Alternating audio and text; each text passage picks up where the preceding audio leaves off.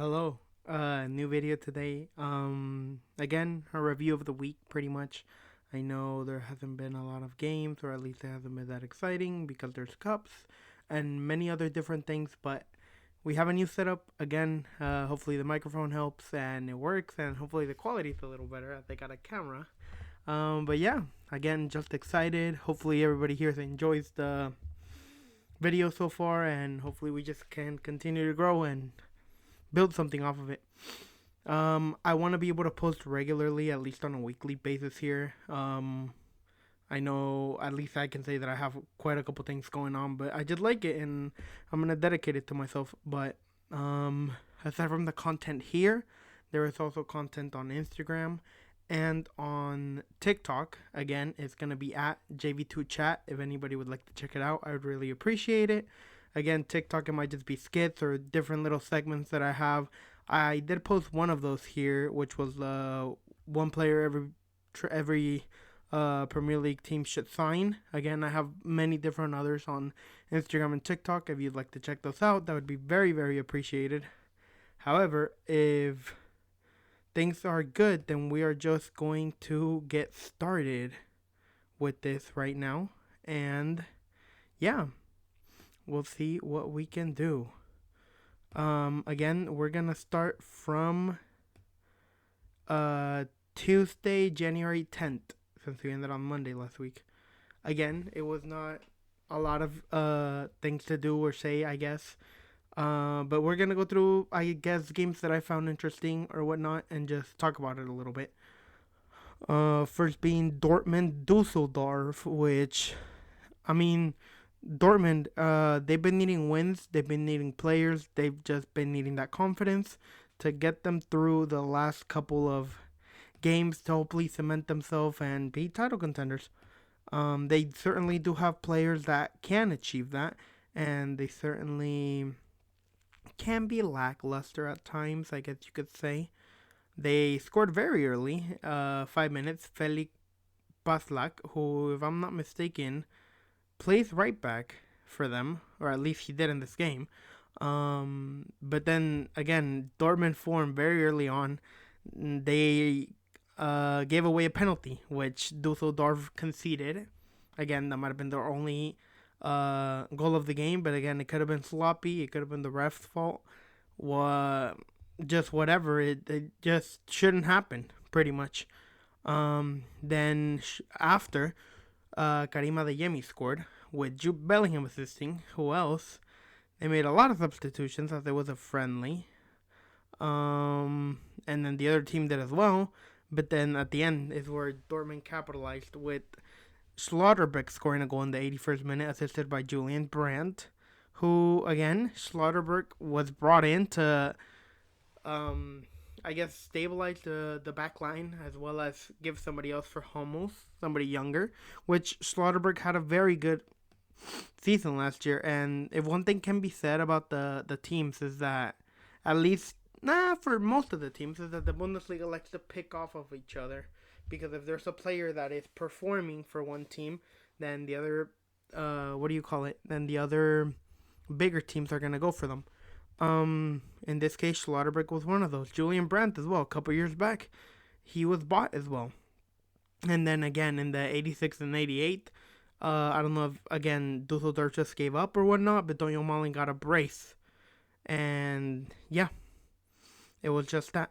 Moukoko did start the game, so I guess he just got subbed off for Malin, which again, Malin has not been the best of players. He was bought and was in very good form, but he just hasn't shown his quality in there. But he was able to get the 2 goals, and hopefully that can just boost his confidence. But yeah, that was a friendly. Then we move into a cup where Inter played Parma. Game ended 2-1. And, it started with Parma scoring the first goal. Stanko Juric, who is... Where does he play? I'm pretty sure he is a center back. Oh, he got subbed in, I'm pretty sure. Yeah, he did. He got subbed in for Dennis, man, who was just playing attacking midfielder. So he came in and he scored a goal. Again, it was important at that time, and they went into halftime leading 1-0 against Inter. But then again, Inter made some of the substitutions that they are a very stacked team, and they have a lot of players that can play different positions. Lautaro Martinez ended up getting the goal in the 88th minute, and that went to a tie. So then, in typical Cup for Italy, they went into extra time where they just capitalized, and Francesco Acerbi ended up getting the goal, and they just held off. They made another substitution for a defender in the 113th minute, and again, they just ended up getting the win. Tough as they had to fight for it, but they ended up getting a very necessary win.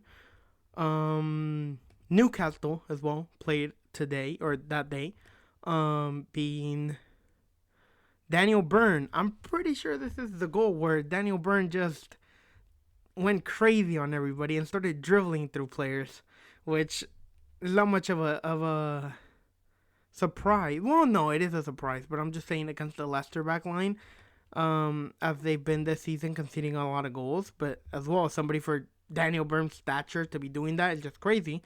He ended up scoring the goal, and then Joe Ellington ended up scoring a goal, which Joe Ellington got a goal and an assist.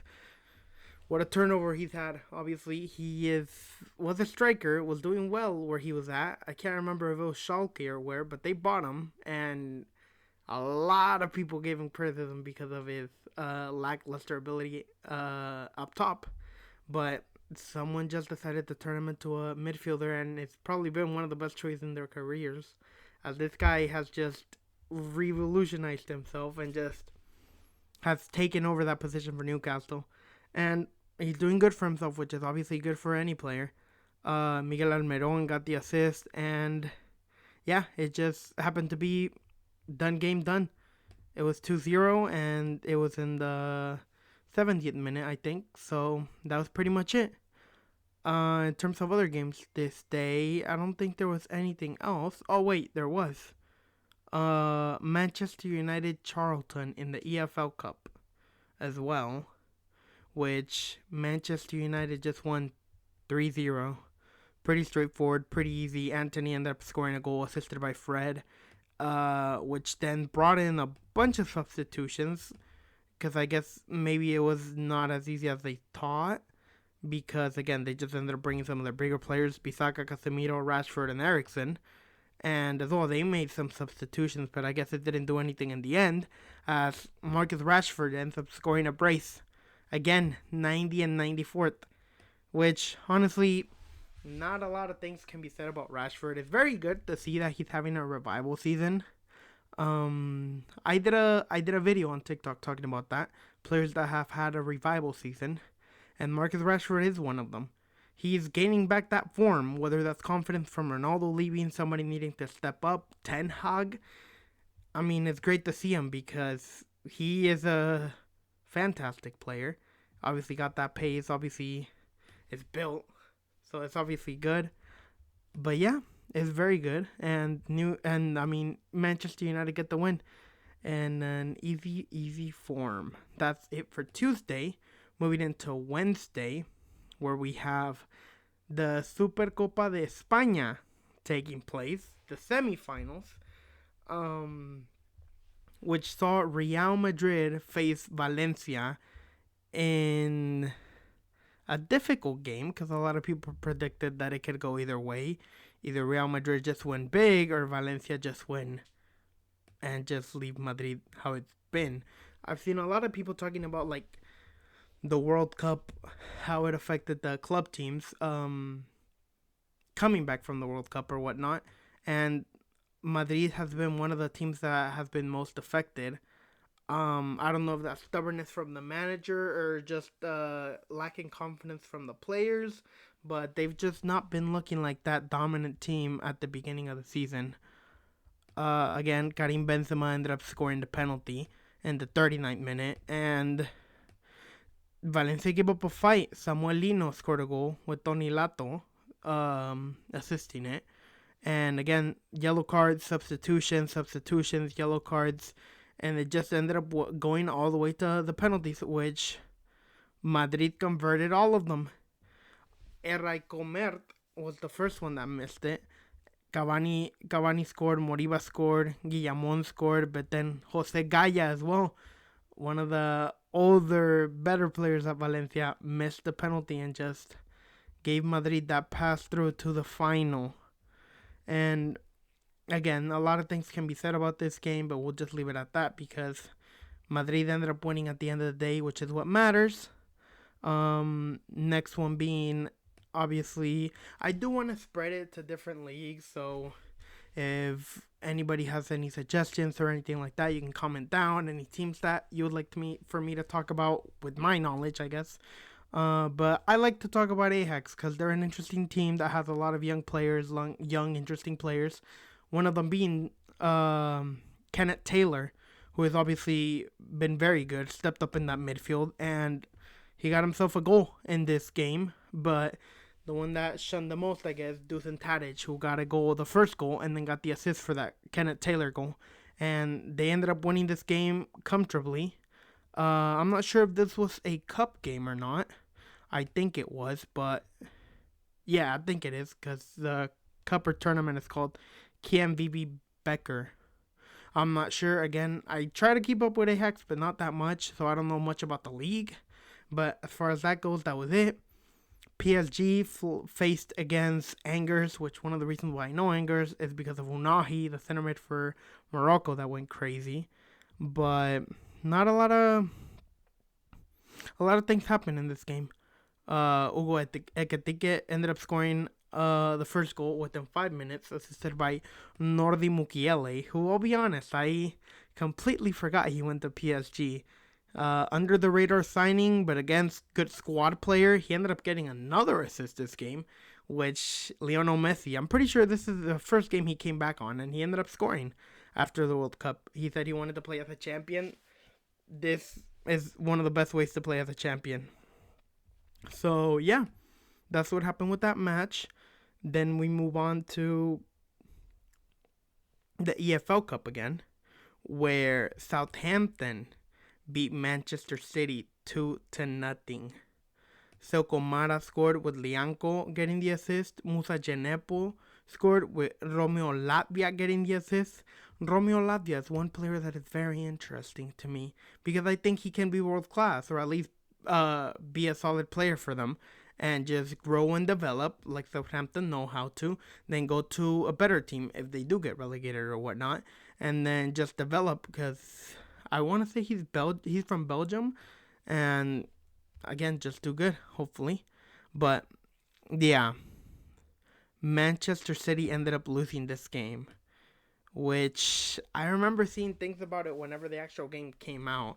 At the end of the day, I guess you could just say that Manchester City were poor in terms of finishing ability, and Southampton just took better opportunities out of their chances or whatnot. I think one of these goals was actually like a really good one, if I'm not mistaken. I can't remember which one it was, but both goals could have been good. But yeah, Manchester City lose disappointingly to Southampton, and they do not go through to the cup, which I think is one of the first times that they lose in a cup. Second time I think they lose in a cup, if I'm not mistaken. But it does not matter. Pep got outclassed, or maybe just, again, finishing ability was just better for them, and they ended up winning. But then again, City is an interesting one to talk about because I think the whole thing with them is that once Haaland arrived, there was one objective: Champions League. So again, this is just a better opportunity for them to rest their players and hopefully just focus on that Champions League. We'll see how they do with that. The other surprise as well that you can say is that Milan ended up losing 1-0 against Torino, who again, Milan started with a weaker side than their actual starting lineup, and I don't know if it was just Torino that took chances off of that, but then again it wasn't, because they ended up getting a red card, a player sent off in the 69th minute. But before that, Leao came in, Junior Messias came in, and still nothing. It ended up going all the way to extra time, with Milan bringing in some of their more experienced players towards the end of it, which I guess you could say is kind of a maybe a bad decision from the coach. I'm not sure if this was an important cup or a cup that they wanted to pass through for them, but Torino certainly got the best of them, and they ended up scoring in the 114th minute with most of the starters from Milan in the lineup or in the actual game. Michel Adapo ended up scoring the goal in the 114th minute and ended up winning it for Torino, which again, um, just good overall from Torino. Poor Milan, but then again, they can rest their players. Hopefully, rely on the actual season to try and compete with Napoli, try and get back on their feet, and hopefully just do better or go through on the Champions League as they seek for that revival in Europe. Um, but yeah, as far as that goes, that was it on that. Again, there was other games in the KNVB Becker, which is a trophy for the Netherlands uh, league or whatever. But again, I just like to talk about Ajax, but more games here that happened. Most of the Ligue 1 games as well took place, with Toulouse scoring 5 against Auxerre. That is very, very surprising, or just Toulouse just made it better. Brest tied against Lille. Disappointing for Brest, I want to believe. Clermont won against Reims 2-1, which is pretty interesting as well. Nantes 0-0 to Olympique Lyon. Reims winning against Ajaccio. Marseille winning against Troyes 2-0. Monaco tying Lorient, which again could have been a good game. Brel and Bolo scored the first goal. Then they brought in some of their most experienced players, Ben Yedder, Jelson Martins. But then Lorient actually took charge. Dango Utara scoring the goal, and Tarem Mofi then coming in. And then Wissam Ben Yedder ended up scoring the goal. So yeah, pretty interesting. Very interesting for this game at least. And Strasbourg versus Lens, who ended 2-2 after we discussed a little bit about the Lorient versus Monaco, which again we'll go quickly over it. Brill and Bolo ended up scoring the goal with Mohamed Kamara assisting it. Then Dango Utara, who scored and assisted. Tereng Mofi again getting another goal on the goal tally. Scored the goal with Wissam Ben Yedder, who came in at the 62 minutes, scoring the tying goal for them in the 93rd, which again, important as Monaco are in the top 4. Lorient dropped down to 7th, but hopefully this is not it for them, as they have been a very good team, and hopefully they can just get some sniff of Europe. Ending that with them, though, we do move into Strasbourg against Lens, who, again, Lens, very good team. We saw that they defeated PSG. However, they dropped points against Strasbourg. One can say that now they are in that title race.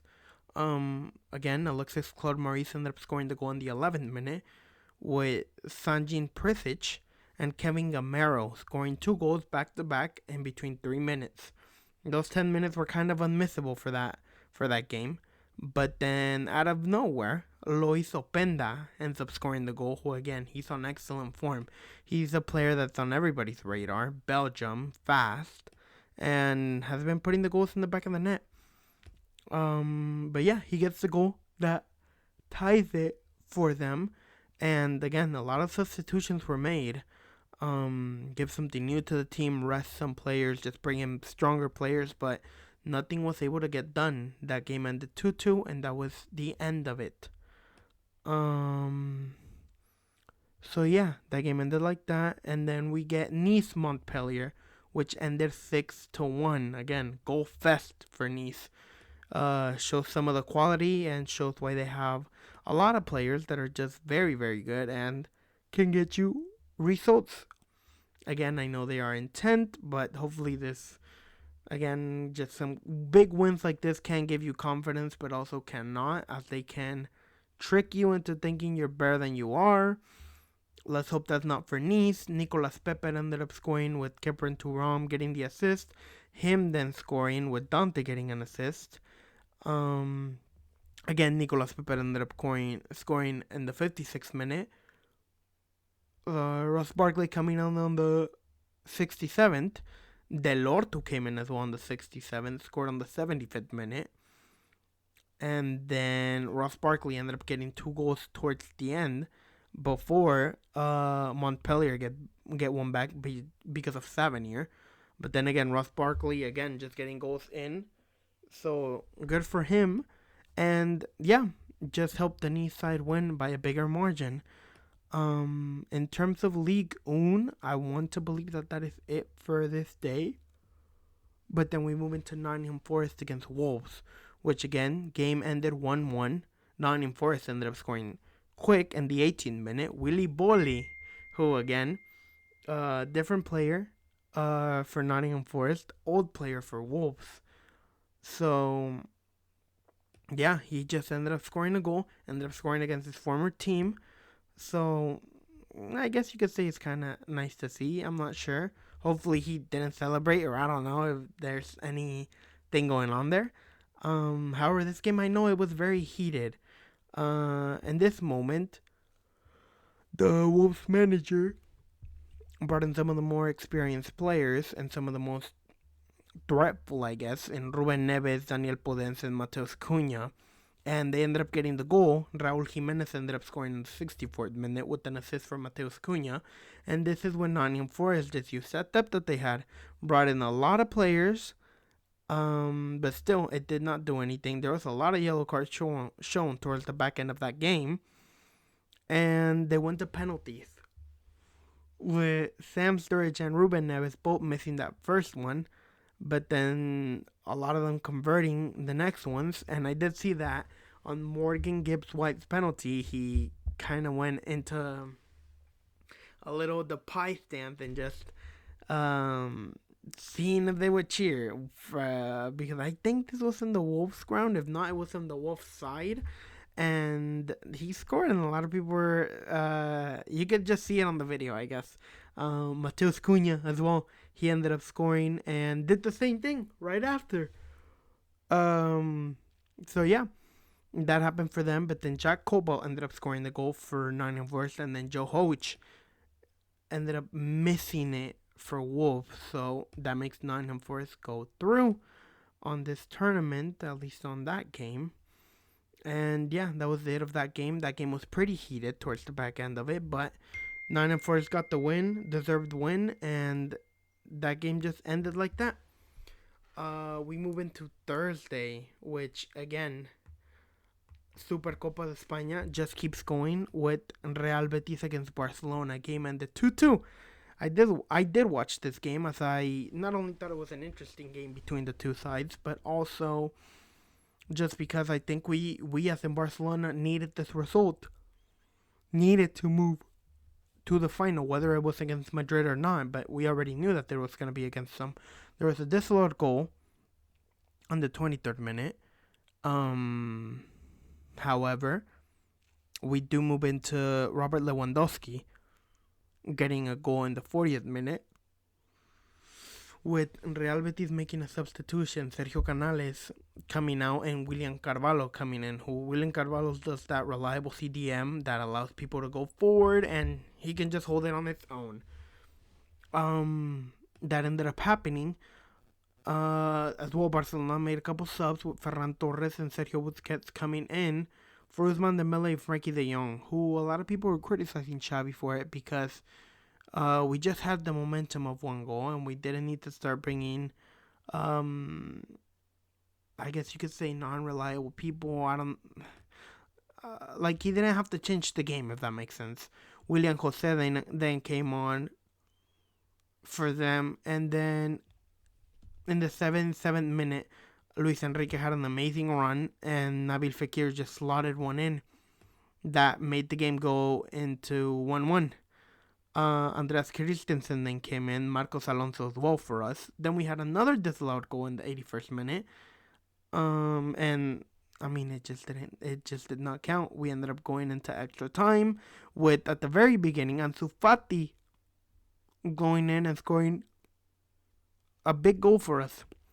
But then again, Loren Moron with a very, very nice back heel flip to get it over Araujo and for Ter Stegen not to see it.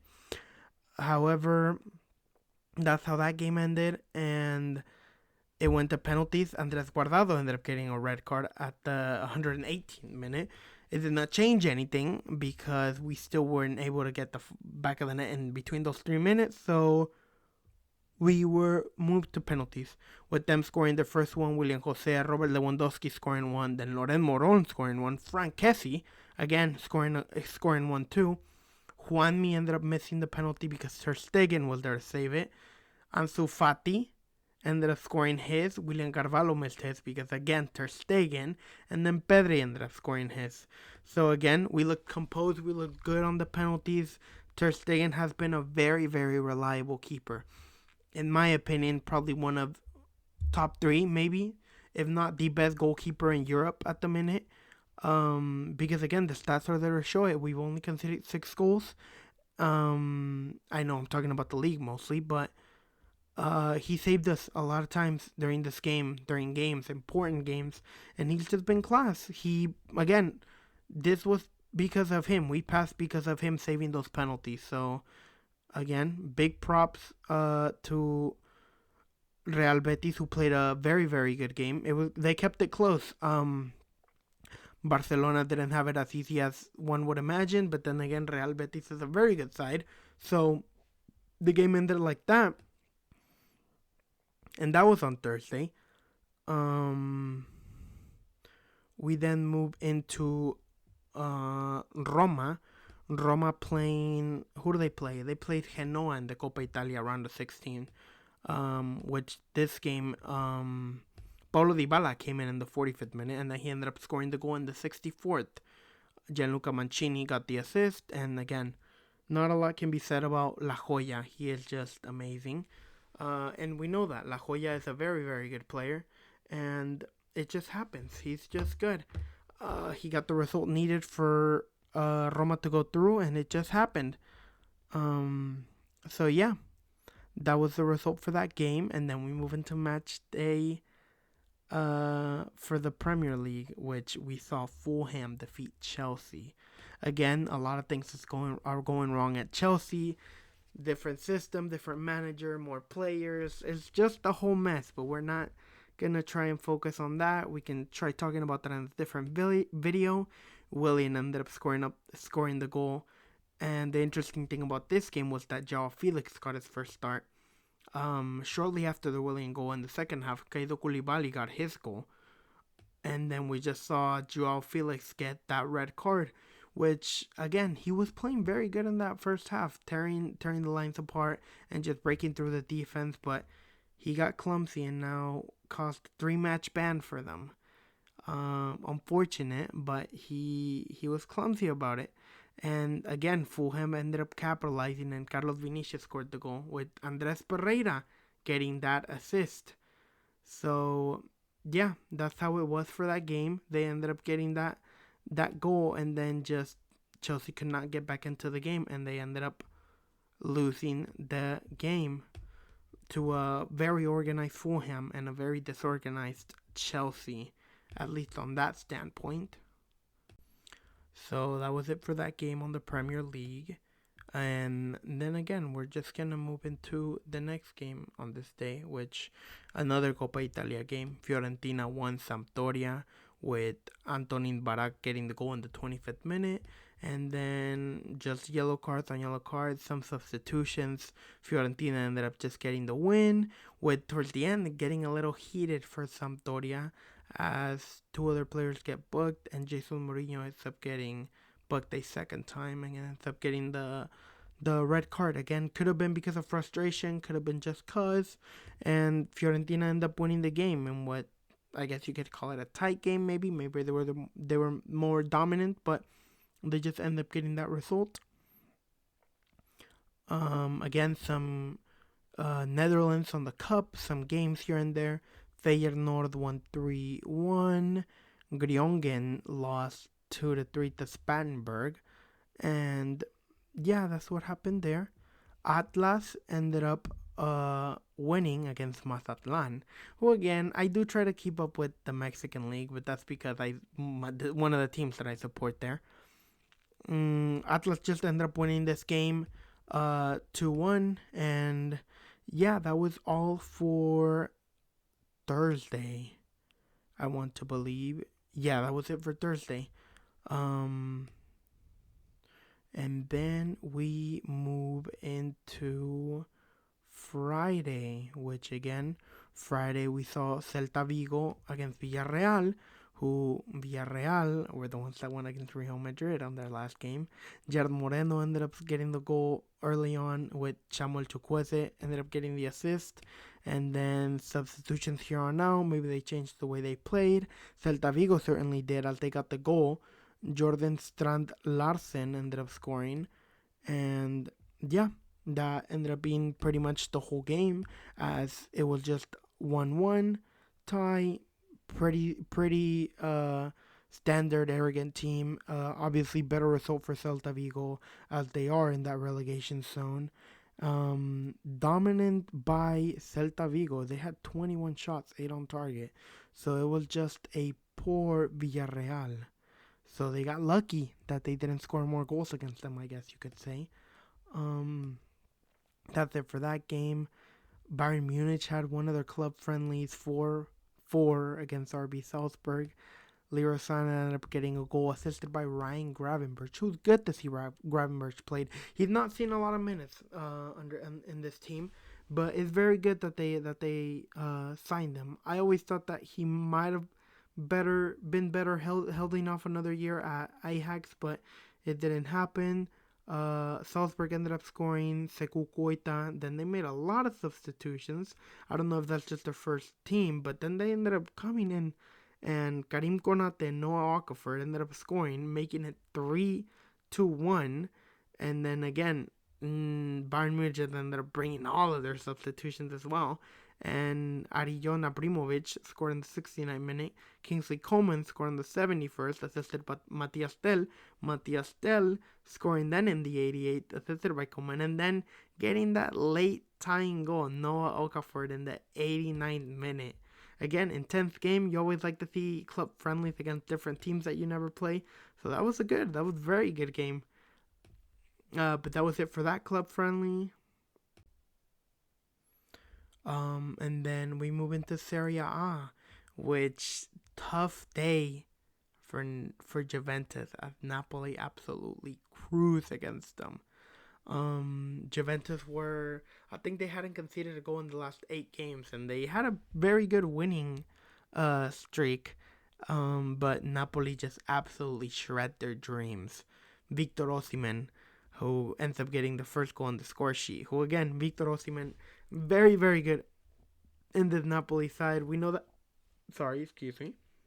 Very, very good striker, young striker overall. Ends up getting the assist to Kvaratskhelia in the 39th minute. And again, what can be said about that man as well? Cavaradona, they call him. But no, he's amazing. 10 mil for him it should not be allowed. The growth that he's had is undeniable and exceptional. He's been amazing through and through. And then again, yeah, Angel Di Maria ended up scoring a goal, which, looking how the game was, good, because they kept it intense and it kept it still spiked for Juventus. Obviously, when you see the result, it was just consolation goal.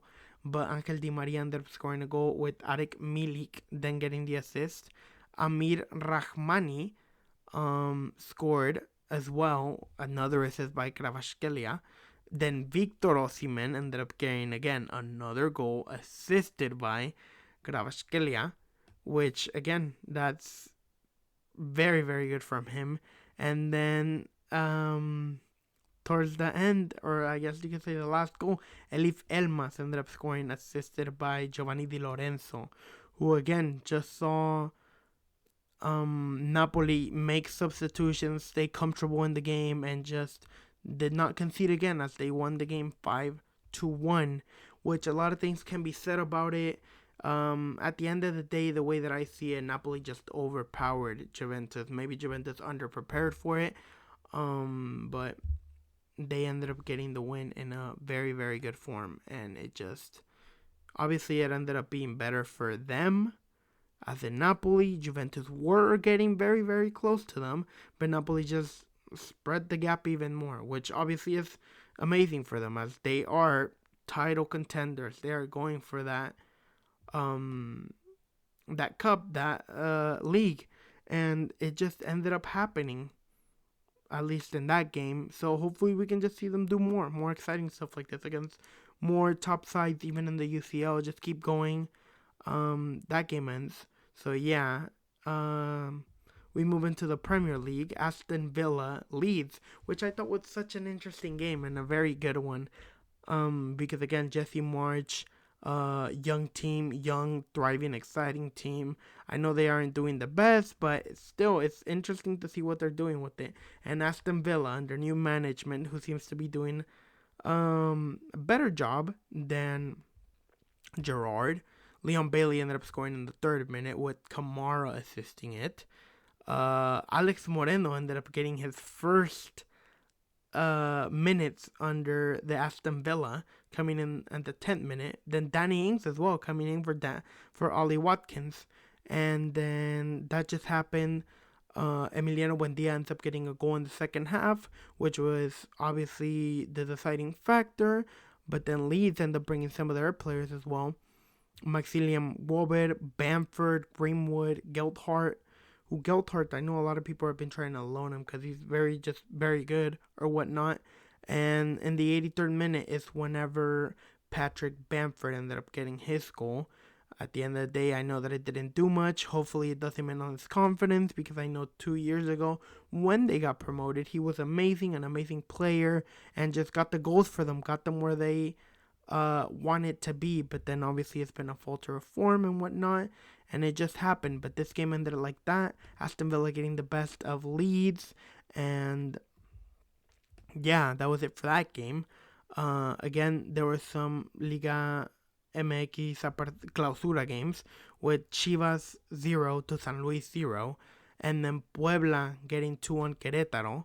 That was it for that game. That was it for that match day on La Liga Clausura as well. And for Friday the 13th, that was all the matches. And we will move on into Saturday now. La Liga matches, we had Real Valladolid falling short against Rayo Vallecano. Then we have Girona, who beat Sevilla. Again, interesting match, as Sevilla were the ones that went in front first, with Nianzou getting in the score sheet and Rakitic getting the goal. But then Stuani and Yangel Herrera are the ones that get the goal and ultimately get the lead for Girona, who actually made the goal in the 88th minute. So it just took a lot for them to get it. But that dumped Sevilla into 19, back into the relegation zone, and put Girona up. So again, obviously tough competition. Sevilla should not be doing that bad, should not be losing those games as they need them. But they ended up losing it, and again, they fall short. So then we move on to Osasuna Mallorca, where Osasuna were the victors. And Real Sociedad Athletic Club, which was honestly a pretty even game, as they are on that top half of the group. Better win, obviously, for Real Sociedad, that they are battling for that top 4. Interesting lineup as they put Kubo as a striker, but obviously just depending on the width and on the wing. To assist Sorlot, which again, Sorlot got a goal, and then Kubo got a goal, and then they got a goal, Sunset. Then they got a red card, which could have been a penalty, as then Mikel Oyarzabal was the one that ultimately slotted in the penalty, which again, Mikel Oyarzabal has not been featured in that much. I want to say that's because he was injured, and obviously he needs the goals as he is a pretty good player. So he gets a goal again, boost the confidence. Hopefully we see more of him. But yeah, pretty well dominated by Real Sociedad. but still, Athletic Club still in it and still there, but ultimately just fall short, and it just ends up not being their day. We move on to the Premier League, which we saw the Manchester Derby, United against City, and United were the ones that ultimately won it. There was a lot of controversy in this game whether that goal should have been allowed. The Bruno Fernandes goal, which ultimately we saw Rashford being offsides, but then playing around with the ball and confusing everybody. It ended up being a goal. A lot of people do disagree with it, but obviously it just ended up being a goal, whether it was a robbery or not. It just ended up being a goal. Then they capitalized off of that, and Marcus Rashford ended up scoring the winner with some Garnacho class off the back as he got the assist, as he is doing these days. Again, they just fall short. They could not get anything going for Erling Haaland. And it just goes to show that Manchester United are not to be undealt upon. They won a very, very important game, as obviously they tightened that gap between them and City, at least for this game. And ultimately, they just converted their chances better than United did. So it just ended up being that. They just ended up being better in that point, converting chances. City know how to hold the ball. City know how to possess the ball. City know how to play around with the ball. At the end of the day, that's how it was. That wasn't the only interesting thing about this match day for the Premier League, though, because Brighton destroyed Liverpool 3-0. Solomon March, again, he's been that person to seek the goals for Brighton. He's been pretty good. He's been converted into the attacking midfielder role, and just been getting off the back off of those goals. Ferguson as well has been doing good, hold up play, and then just the assist as well. Ultimately, at the end of the day, Danny Welbeck came in and got the goal to just seal off the game from anything going on for Liverpool. Obviously, we know Liverpool's in trouble. They are having a crisis, I guess you could say. This was a game in where Cody Gakpo started, but he was not able to do anything. You could say that Liverpool had a slump, but Liverpool should not be losing this game. But they did, because Brighton just ultimately played better. Played more possession, had a total of 16 shots and 9 on target. Alisson was definitely called upon. At the end of the day, you can just say that they converted everything that they got. Liverpool just had 2 shots on target. That's not good enough. They ended up losing a very, very important game, and this put Brighton ahead of Liverpool, as Brighton are sitting in 7th with this win. Again, very important win for them. And so we just move with that. Move into Lecce, tying Milan. So again, Milan dropping the points. Theo Hernandez had an own goal, but then Lecce scored as well. So they were already 2-0 up by halftime. Milan, probably just a halftime talk, but they just got both goals and could not get another one towards that end, as Rafael Leao got a goal and Calabria got a goal as well. I mean, they just held off. They held off on it. Again, you can just say that Lecce just took their chances better, but as well, it's just those little moments that count. Yes, Milan had most of the possession, but Lecce overpowered them in shots, as they had 17 shots compared to AC Milan's 12. More on target for AC Milan, but they just converted them better in terms of Lecce. So, yeah, again, Milan are in that title race. This is a big one for Elche, as nobody could have expected for a tie. Best hope maybe for Lecce, but Milan needed to win the game. Obviously, they did not. So, unfortunate for them, but very, very good for Lecce. Ajax tied against Twente, and then we saw the team that I support from Liga MX, being Cruz Azul, losing against Monterrey 2-3. Antuna scored the first goal to begin with, but then we got a red card in Mikel Estrada, and then Monterrey just scored. Berterame and Funes Mori, surprisingly.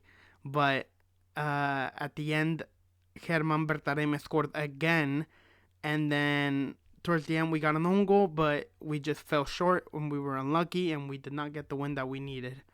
Um, Again, this is Clausura, but we are 14th with one win, being the first game. Second game. So again, not good enough. But hopefully we just get back up and hopefully we do better. In terms of other matches, I am looking. Obviously, a lot of friendlies. Um, Cremonese, Monza. We saw Monza beat Cremonese 3-2. Important win for Monza. I want to believe these two teams. No, Monza's actually doing really good. So Cremonese just fell short as they are in 20th with just 7 points to their name. But Monza ultimately got the win in a very tight game as it was 3-2. Cremonese might have just came back in there, but ultimately they didn't do what was required of them to maybe seek a way out of that relegation zone. More Clausura games in Juarez, FC Juarez beating Tijuana 3-0. America Toluca with the game ending 2-2. And then Santos Laguna beating Pumas 3-0. Interesting. We saw more Eredivisie. AZ beat Heerenveen 2-0. Sparta beat Excelsior 1-0. Volendam beat Wachtholms. Walwijk, I want to believe. 2-1. The Coupe de France, just a game that went to penalties. More League One we saw Lens win against Auxerre 1-0. Might have just been 1-0, but important win for Lens as they need to win those games as they are in the title race. Marseille beating Lorient 3-1. And then Strasbourg beating Olympique Lyon 2-1. We move into the Premier League, which we saw Wolves beat West Ham in a very important game, as both of these teams are down there in the relegation zone. But obviously, Wolves are the ones that get the better off of West Ham with Daniel Podence scoring in the 48th minute. After that, not much action, just that depth that they have, bringing it in and just holding off on the win. But obviously, important wins for Wolves as they are seeking their way out of that relegation zone. Both teams had a tremendous amount of shots, same shots on target, but Wolves just took it better, and Daniel Podence just gave them that lead, at least on that game.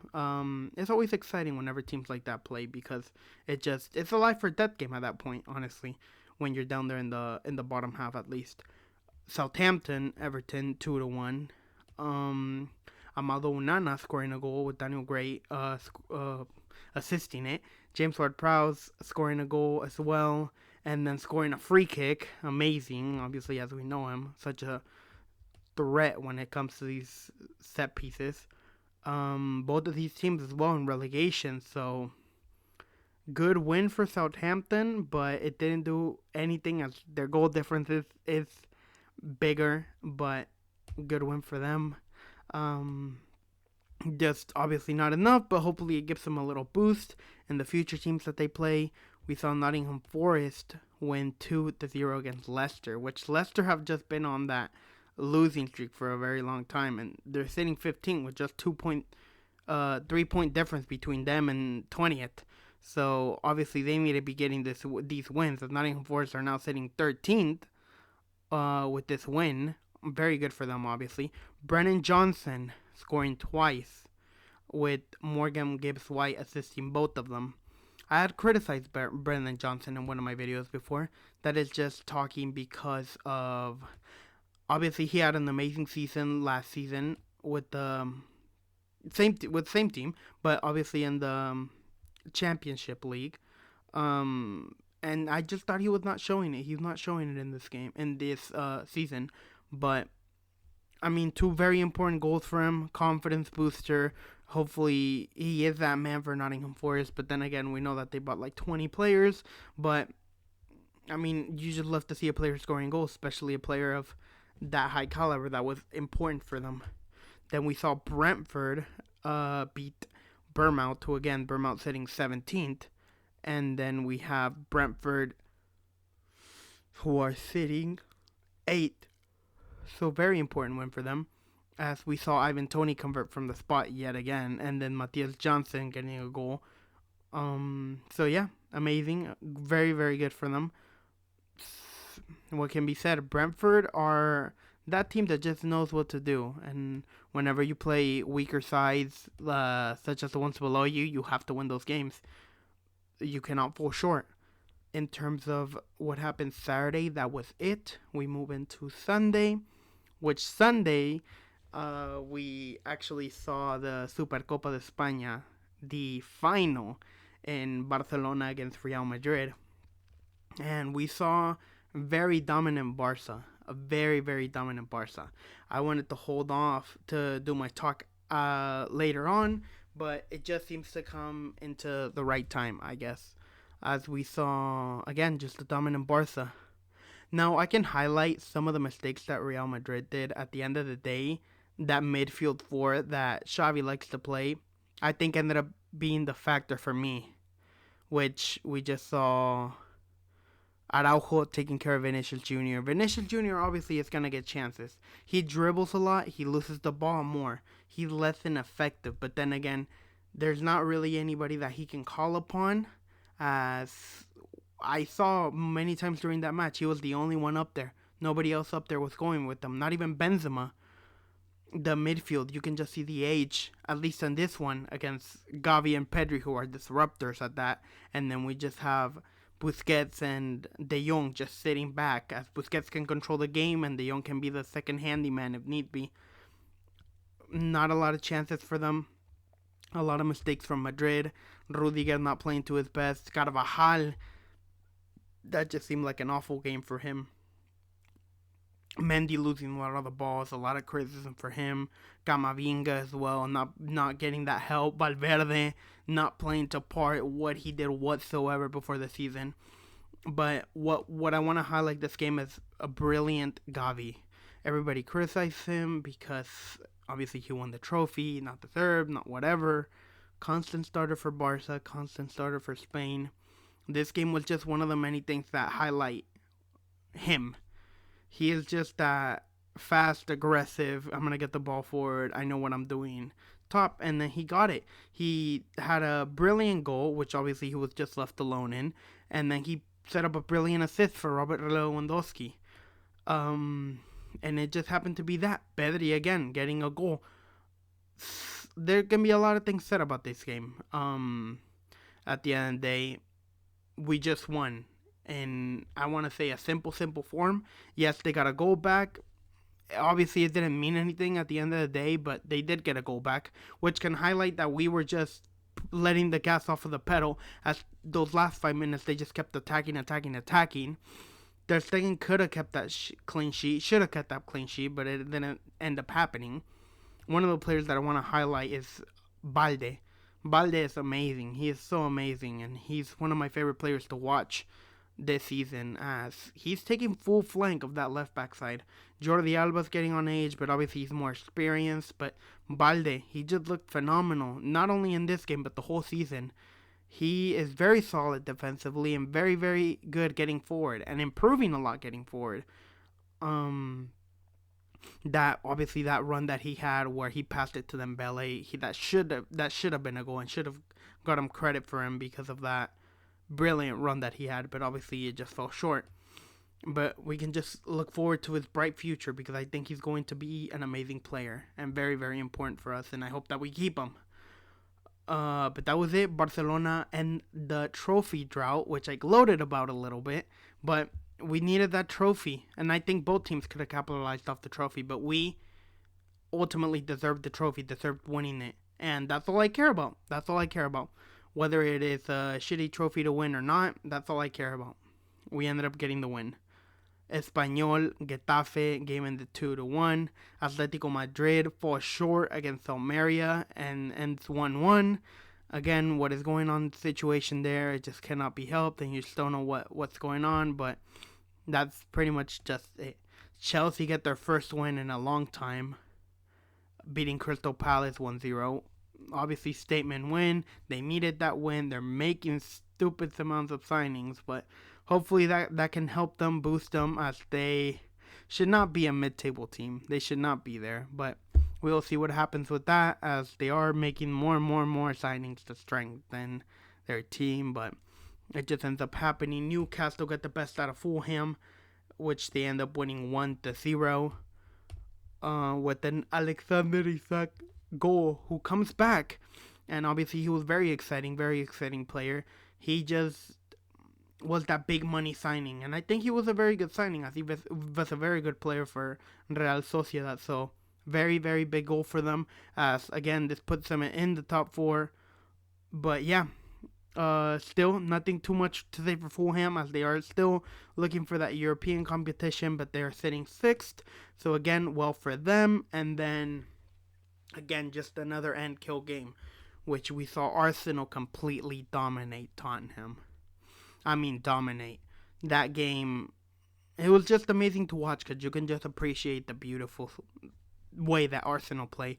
Arteta has them playing so good, so well. Yes, Tottenham can penetrate. Yes, Tottenham can do this and that. At the end of the day, they fall short because they're, and I've said it before, they have pretty good players, world-class players, but in situations like this, they just lost. Whether that's because of the manager or not, or Arteta, they ended up losing a game that they ultimately shouldn't be losing like this because, yes, it was just Arsenal masterclass through and through.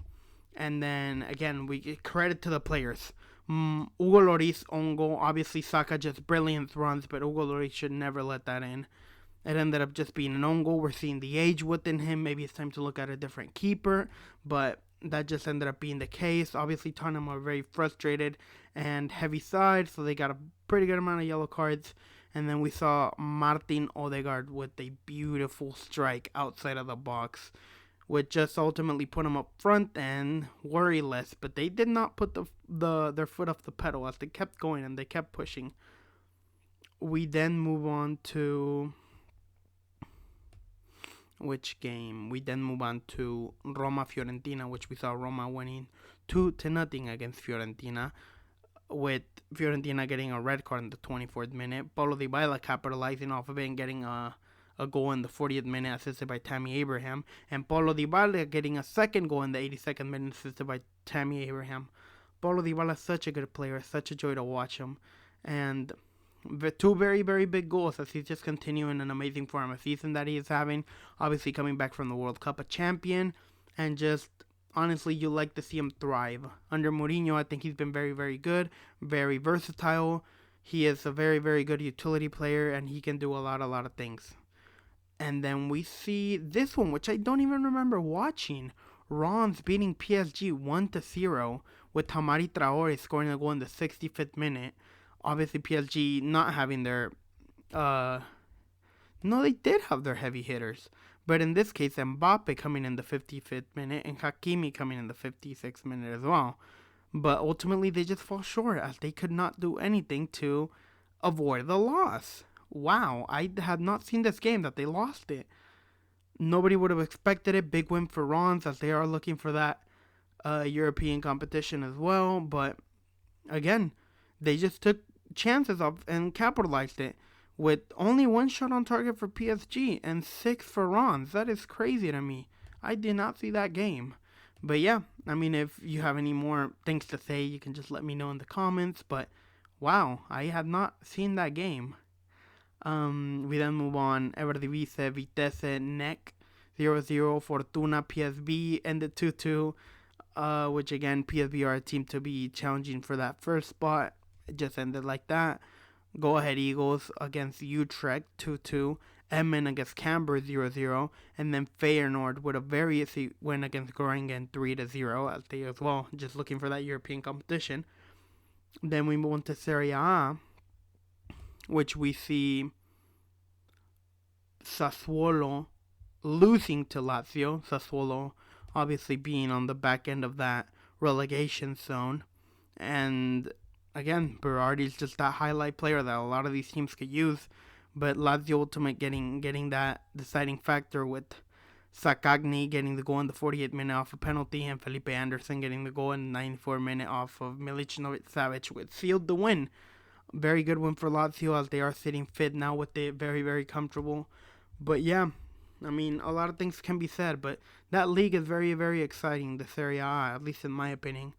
Bologna winning against Udinese, and Beto getting a goal, but then VAR disallowing 2 goals for both teams, one in the 15th minute for Udinese and one in the 45th minute for Bologna. Nicola Sansone then getting a goal for Bologna in the 59th minute, and Stefan Posch, the center back, getting a goal in the 80th minute, ultimately giving Bologna the win. But yeah, I mean, both good teams to watch. Benefiting off a bit more is Bologna, as they're sitting 11th and Udinese sitting 8th. Very entertaining game. Both have over 15 shots, but on target it was obviously the 2 that Bologna put on target was the 2 that they scored. So they just made better chances off of their chances. And possession was tight for both of them, so they just capitalized more off of that Bologna. And yeah, very, very good for them. Spezia winning against Torino 1-0, and then another crazy game in which we saw Atalanta score 8 on Salertina. Salertina getting 2 back, but obviously we know Memo Ochoa having played on it, but I don't think it was his fault, as I did see some people talking about it, that the defense was just horrendous. Jeremy Boga getting the first goal in the 5th minute, Buyaledia with the goal assisted by Piatek. Then Ademola Lookman getting a penalty goal in the 20th minute. Then Giorgio Scalvani, the young center back, getting a goal in the 23rd minute, which then we saw them getting another penalty, and Coop Miners missed it, but then scoring the rebound. And then Rasmus Højlund scoring in the 41st minute, which then after that halftime, we saw Lookman scoring another goal assisted by Boga, and then them getting another goal, but ultimately not meaning anything. Hans Nicolosi assisted by Boyadia, Ederson getting a goal assisted by Lookman, and then last goal, which we saw Nadir Sortea assisted by Duan Zapata in the 85th minute. Obviously, a killing statement win for Atalanta, as they do have players who can put it in the back of the net. Very, very poor for Salertina, as we saw them concede in the... Not concede, we see them in the bottom of the relegation, just down there. But very, very good win for Atalanta. And yeah, ultimately just ended up being the result in that game, which then we move on to Liga MX de Clausura, which we saw Tigres win 4-1 against Pachuca. Very, very big win. Very good for Tigres. Lille winning 5-1 against Troyes. Toulouse tying 1-1 against Brest. Reims as well, 0-0 against Nice. Nantes winning 3-1 against Montpellier.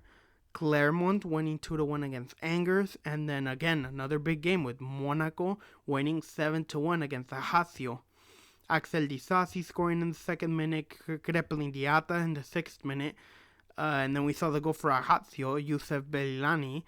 But again, could have been light in the tunnel, but then quickly shut off as Wissam Ben Yedder scored in the 21st minute, getting another goal in the 28th minute, and getting his hat-trick in the 35th minute, scoring a penalty, which we then saw Brel Embolo come in the 61st and then get his goal, and him getting another goal. So I want to say that's his brace. It was his brace in the 89th minute. Very, very big win for them. Obviously, we know they're competing for that Champions League spot. Puts them up in 4th. Good win. Ajaccio falling very, very short. That's why they're in the relegation zone. Obviously, Monaco, most of the possession, most of the shots, all their shots, almost all their shots going on target. And then, yeah, just very, very good win for Monaco. In which we just see them win very, very big. We then return back to the final day that we have of this video, with that being Monday, as I do like to start them on Tuesdays and just keep going there. Videos are either going to be posted on Tuesday or Wednesday, which we saw Elche against Cadiz. The game ended up 1-1. And then not a lot of action on this day, as I know. Very, very dry, I guess. Empoli winning against Sampdoria 1-0. And then Lyon 2-1 against Necaxa in the Liga BBVA Clausura, obviously. We can look at the table for this one. I am interested to see the table. In which Tigre is sitting first, obviously, after getting that big win, which then San Luis being second, Chivas being third, and Juarez being fourth. But yeah, Cruz Azul sitting in 14th, so not good. Again, if you'd like to leave a comment or anything, that'd be very, very appreciated. If you stuck around until the end of the video, I appreciate it too. If you want to like the video, I'd really appreciate it. We are trying to just grow the channel and grow a community. If you can suggest it to somebody, that's great. And then again, I do have a TikTok and an Instagram where I upload as well more content. As right now, for the YouTube at least, I am looking into these dailies and as well trying to get more segments. Hopefully one with my friends where we talk about different things. If there's anything that you want to see, that you'd like to talk about, that you'd like me to talk about, whether here, whether on TikTok, I can do a video on it. But yeah, very grateful for everybody that's been watching the videos and just appreciate everybody. And yeah, that is it for me, but I appreciate everybody and thank you so much. Like and subscribe is always not necessary, but I'd really, really appreciate it. So thank you if you stuck around, and have a good night, good day, whatever it is. Thank you.